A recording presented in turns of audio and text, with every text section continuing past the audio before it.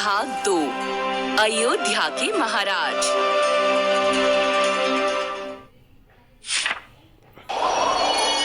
ब्रह्मा की भविष्यवाणी के अनुसार वाल्मीकि ने राम की कहानी की रचना शुरू की। ये कहानी एक सुंदर कविता के रूप में थी और इसमें हर भाव के रंग थे। जैसे ही उन्होंने ये भव्य काम पूरा किया, वाल्मीकि ने सोचा,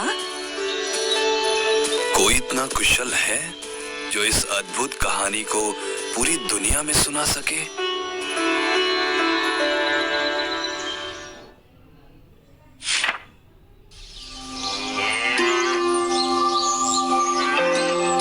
ये सोचते सोचते उनका ध्यान उनके आश्रम में रहने वाले 2 युवकों लव और कुश पर गया।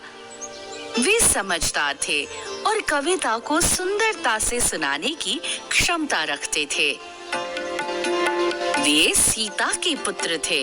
वाल्मीकि को सीता तब मिली थी जब लव और कुश का जन्म होने वाला था।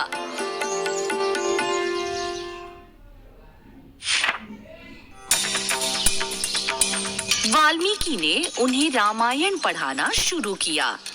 लव और कुश को इस महाकाव्य का एक एक शब्द याद हो गया। उन्होंने रामायण को उत्साह से सुनाना शुरू कर दिया। बड़ी संख्या में लोग उन्हें सुनने के लिए एकत्र होने लगे। वे लोकप्रिय हो गए।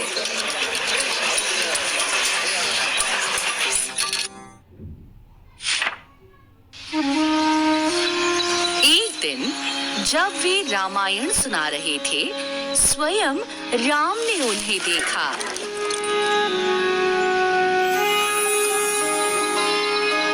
राम उनसे बहुत प्रभावित हुए।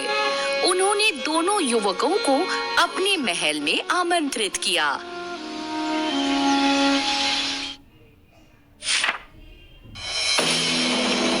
इन दोनों युवकों में देवताओं जैसा तेज है। ये साधारण हैं, लेकिन राजाओं जैसे दिखते हैं। गाओ बच्चों। इस प्रकार राम की सभा में लव और कुश ने रामायण सुनानी शुरू की।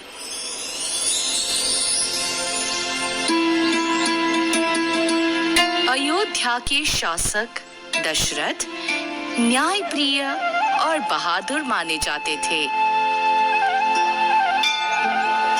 अपने महल की खिड़की से उन्होंने सरयू नदी के तट पर स्थित अपनी सुंदर राजधानी कोसल को देखा।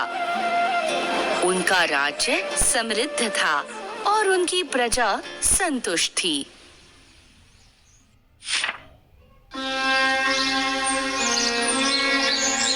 फिर भी वे दुखी थे।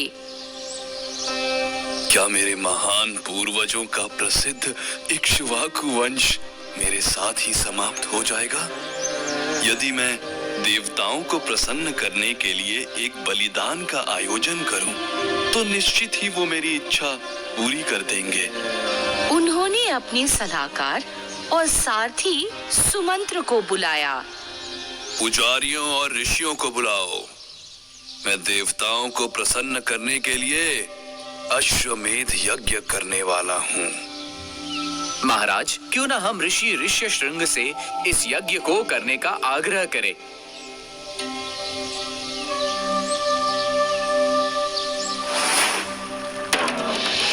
बहुत समय पहले की बात है, जब अंगराज्य अकाल से जूझ रहा था, तब उन्होंने ही देवताओं को प्रसन्न कर राज्य में वर्षा करवाई थी।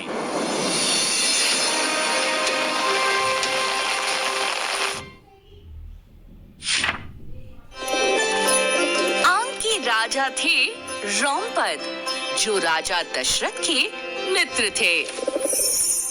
ऋषि ऋष्यशृंग का विवाह रोमपद की बेटी शांता से हुआ था। ये याद आते ही राजा दशरथ की आंखें चमक उठी। निश्चित रूप से रोमपद ऋषि ऋष्यशृंग को मेरी मदद करने के लिए जरूर कहेंगे। मैं तुरंत अंग के लिए प्रस्थान करूंगा।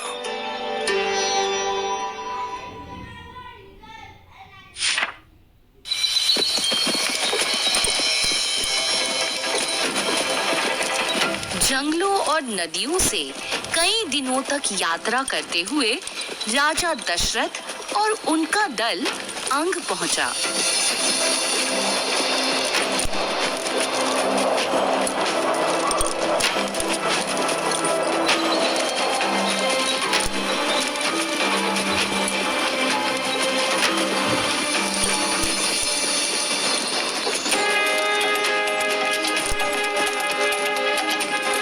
राजा रोमपद ने उनका बड़े स्नेह से स्वागत किया।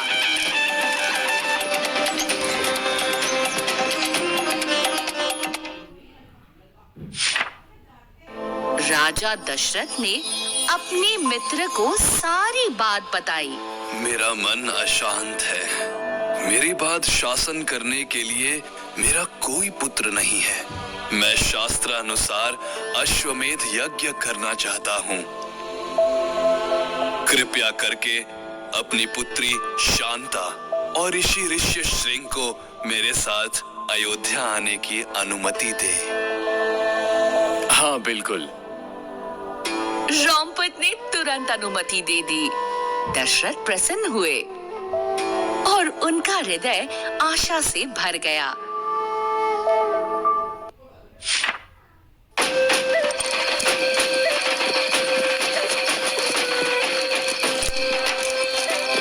जब वे शांता और ऋषि ऋष्यशृंग के साथ कौशल लौटे, तब अयोध्या वासियों ने ढोल, नगाड़े और शंख बजाकर उनका भव्य स्वागत किया।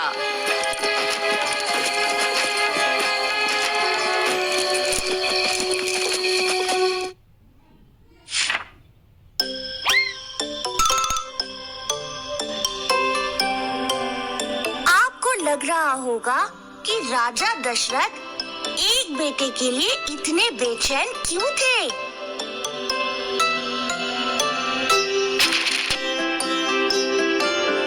पहले के समय में बेटों को ही उत्तराधिकारी माना जाता था। उनका ही अपने पिता की संपत्ति में हिस्सा होता था।